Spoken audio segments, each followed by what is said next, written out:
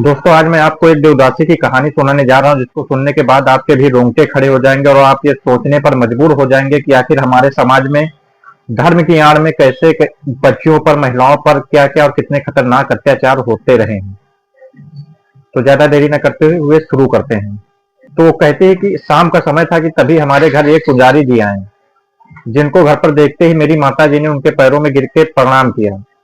उसके बाद उस पुजारी ने मेरे पिताजी के बारे में पूछा। बात चल ही रही थी कि तभी पिताजी काम करके घर वापस आ गए। उन्होंने भी उस पुजारी के पैरों में गिर करके दंडवत प्रणाम किया। उसके बाद कहा कि महाराज, आप स्वयं यहाँ क्यों पधारे? खबर भिजवा देते तो हम स्वयं आ जाते। उसके बाद उस पुजारी ने, उस महंत ने कहा कि बड़े महंत ने आपको याद किया है।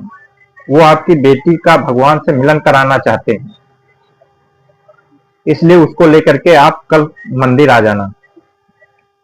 और ये कहते हुए वो वहां से चला जाता है।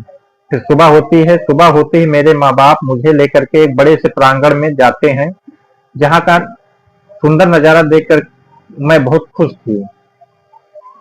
लेकिन मुझे ये नहीं पता था कि आगे क्या होने वाला है।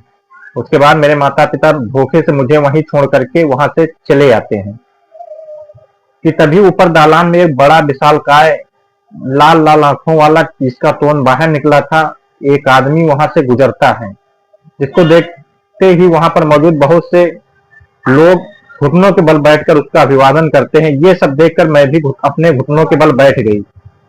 वो जब वहां से चला जाता है, फिर तभी मेरे पास एक बूढ़ी अम्मा आती है। वो मुझे अपने साथ लेकर के जाती हैं और साथ ले जाने के बाद मुझे नहला करके सुंदर सुंदर कपड़े पहनाते हैं। मुझे एकदम दुल्हन की तरह सजाया जाता है। मैं अब भी बहुत खुश थी। फिर उसके बाद मेरी शादी वहीं पर मौजूद एक मूर्ति के साथ करा दी जाती है। मुझे उस मूर्ति की पत्नी बना दिया जाता है। इन सब बातों में धीरे धीरे रात हो जाती है कि तभी वो बूढ़ी अम्मा मुझे ले जाकर के एक अंधेरी कोठरी में बंद कर देती है, ये कहकर कि आज तुम्हारा मिलन भगवान के साथ होगा, तुम किसी प्रकार का कोई विरोध मत करना। मैं उस अंधेरी बंद कोठरी में अब घबराने लगी थी। धीरे धीरे 1 घंटे का समय बीत चुका था कि तभी दरवाजा खुलता है और मैं देखती हूँ कि वही विशालकाय तोंद वाला पुरुष कमरे के अंदर दाखिल होता है। उसकी आंखें एकदम लाल थी। उसका शरीर लगभग 1 कुंटल के ऊपर का भारी था। वो अंदर आता है, सिर्फ एक धोती पहने हुआ था। दरवाजा बंद करता है। इसके बाद वो मेरे साथ जबरदस्ती करने लगता है। वो मेरी साड़ी खींचने लगता है। मैं इसका विरोध करने में असमर्थ थी। उसके बाद वो कुछ ही समय बाद मुझे एकदम निर्वस्त्र कर देता है और खुद भी एकदम नंगा हो जाता है। फिर वो मुझे अपने उसी भारी शरीर से बिस्तर पर दबा देता है और उसके बाद मेरे दोनों हाथ पकड़कर वो भगवान से मिलाने की प्रक्रिया शुरू करता है, जिससे मेरी चीख निकल पड़ती है। मैं तेज तेज से रोने लगती हूँ, चिल्लाने लगती हूँ।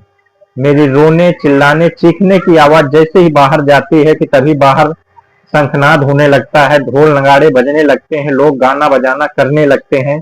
और उस गाने बजाने के आगे मेरी चीखें किसी के कानों तक नहीं पहुंच रही थी। मैं रोए जा रही थी, लेकिन वो मुझे नोचता जा रहा था, लगातार मेरे साथ गलत काम करता जा रहा था। मैं बदहवास हो गई, लेकिन उसे मुझ पर जरा भी तरस नहीं आया। मैं अब कुछ बोलने की हालत में नहीं थी, एकदम बेहोशी हालत में आ जाती हूँ। लेकिन वो लगातार ये प्रक्रिया दोहराया जा रहा था कि तभी सुबह हो जाती है।